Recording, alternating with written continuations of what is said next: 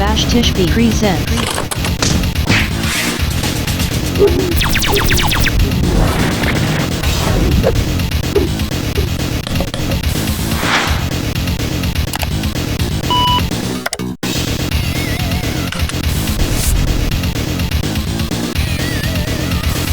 And on today's episode, we're going to check out Final Fight Enhanced and Wonderboy. Now over to Judge Drock for the first review.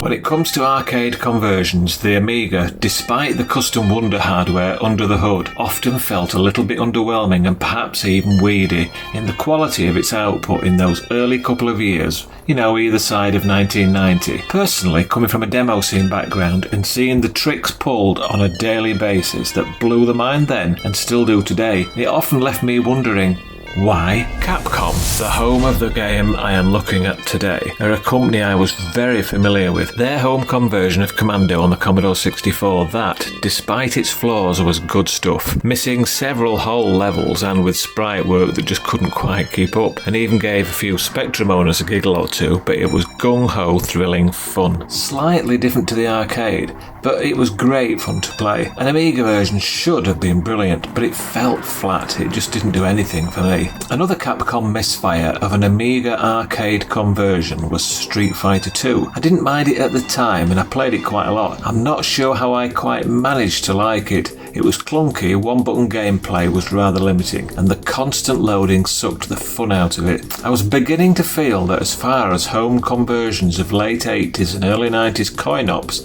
on Amiga stood, this was about as good as we were going to get. Well, in reality they actually got worse. Capcom's Final Fight might have looked like the arcade game in the adverts, but in reality it was so grim, and despite the genre being one of my absolute favourites, it really wasn't worth playing. Not even for free, and back then I played any old stuff that came through the door, literally. For Final Fight though, once was enough. It feels nothing like the coin-op to play. The characters, at least to me, just feel like they're skating around the screen without any sense of their own location, and just could be on a plain blue screen. I mean, during combat there's no feeling of connection with the enemy either, and that sucks the fun out of the action right from the start. And if there's no fun, there's just no point in playing. Fast forward 30 years or so and welcome to the arrival of Final Fight Enhanced by Protatron, who, up until 3 years or so ago, hadn't even learned Amiga 68000 coding, which makes this new enhanced version even more mind-blowing. A little personal history. My own timeline took me away from Amiga in 1993.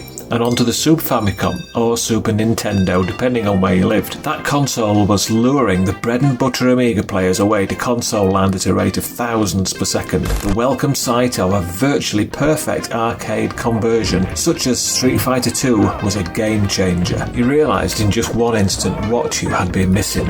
And while I loved Street Fighter 2, the game I spent the most time with on the Super Nintendo was Final Fight. It was just great. Light years from the sloppy slapdash and rushed feeling of the Amiga version. I mean, you could nitpick about a couple of things, but I was just having too much fun to care. We may have had a long wait, but I think it's been well worth it. I mean, this game runs on A600 upwards, so it is ECS, and you will need 2 meg of fast and half meg of chip memory. So hardware-wise, the goalposts have been widened since the 1991 original, but the huge leap here is bigger by far than those benefits of extra memory and ECS chips, and it just plays bloody great. It feels right, and the fighting mechanism of smack, smack, boosh, it's just spot on. If you've played Final Fight, you'll know what I'm talking about. The background eye candy, moving subway trains and so on, they're all here. Superb music, 3 characters including Maki, imported from Final Fight 2. It's pretty much got the lot. If you're a one machine guy and you've only ever played Amiga, then you'll be in heaven. You could also be mean and say that the colour palette isn't quite there.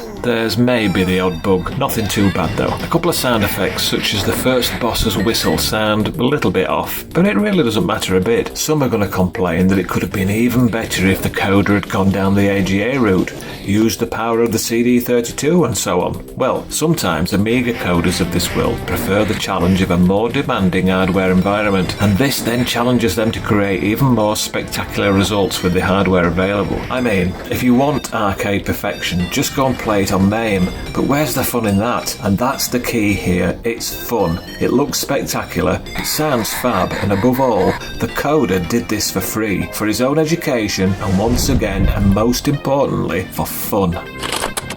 We interrupt our program to bring you this important message.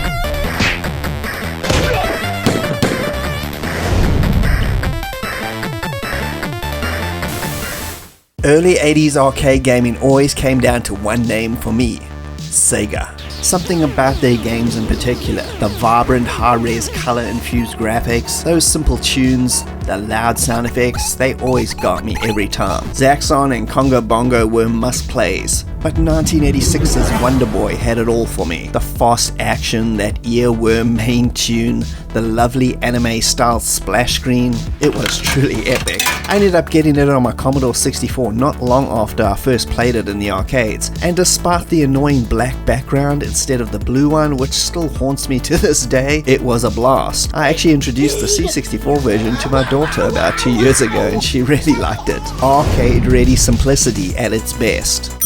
The original version of this game never released on the Amiga, however, until 2022, when Acid Bottle did an homage to it, which faithfully brings all 28 levels to the system with slightly different level layouts, but keeps the heart of the original fully intact. In it, you play Tom Tom, he has to rescue his girlfriend in its fast-paced, side-scrolling platformer action. You can use axes to murder the enemies, collect as much fruit as humanly possible for extra score, and ride that skateboard, which instantly gets you killed 80% of the time. It's pure 80s arcade gaming on the Amiga, with the addition of unlimited continues, and the inertia of the character toned down a little bit from the arcade, making it much easier for casual gamers to play. It's a really great version of a classic arcade game, plain and simple. And also check out his port of Data East Breakthrough, which we'll be covering in a future episode as well. Cheers and thanks for watching.